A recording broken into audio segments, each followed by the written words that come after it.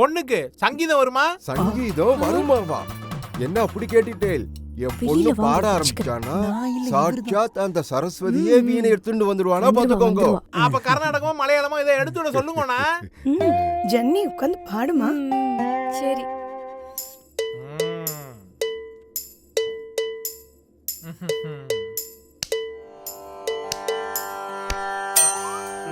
தெளிந்த நிலவு பட்ட பகல் போல் எரியுதே, திக்கை நோக்கி நிற புருவம் நெறியுதே, கணிந்த உன் வேணுகானம் காற்றில் வருகுதே, கணிந்த உன் வேணுகானம் காற்றில் வருகுதே, கண்கள் சொருகி ஒரு விதமாய் வருகுதே, கண்கள் சொருகி ஒரு விதமாய் வருகுதே, அலை பாயுதே கண்ணா என் மனம் அலை பாயுதே.